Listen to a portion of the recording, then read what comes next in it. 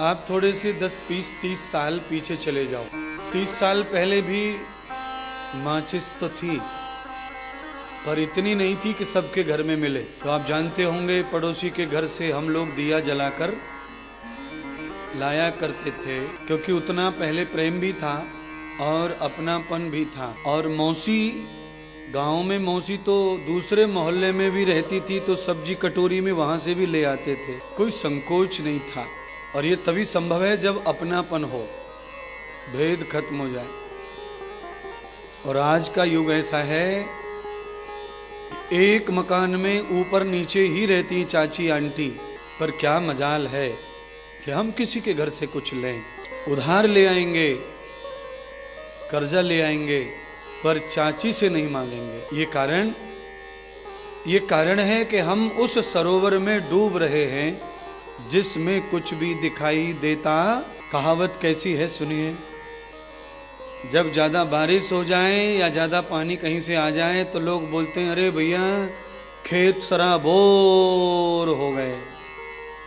सराबोर का मतलब यह है कि पाताल तोड़ पानी हो गया। सराबोर, कुछ दिखाई नहीं दे रहा, मेड़ बांध सब डूब गए। तो हम अपनी ऊपर वाली मंजिल पर जो हमारी छोटी चाची रहती है, हमारे चाचा की पत्नी, जिसकी गोद में खेलकर बड़े हुए हैं, कभी कभी उसने आंचल भी मुंह में रखा था, उसकी गोद में खेलकर बड़े होकर के ऊपर वाले जो बच्चे होते हैं आंटी के, वो छोटी वाली से बोल नहीं रहे नीचे, और आंचल पिलाया उसने, गोद में खिलाया है।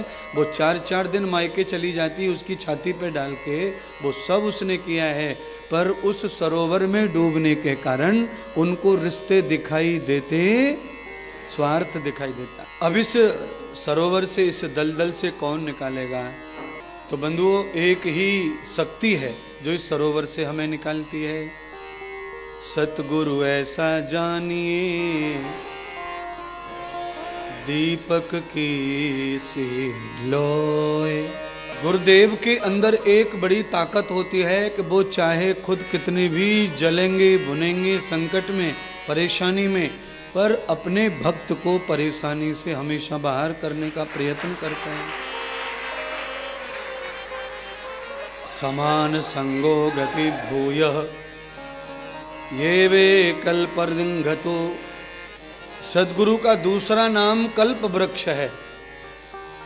एक ही वृक्ष जगत में ऐसा है जहां संपूर्ण कामना पूरी हो सकती है। आपको किस कामना से पैर छूना है वो छुओ, कामना तैयार करो, पर उस कामना को पूरा करने के लिए आपको एकांकी शिष्य बनना पड़ेगा, समर्पित शिष्य बनना पड़ेगा।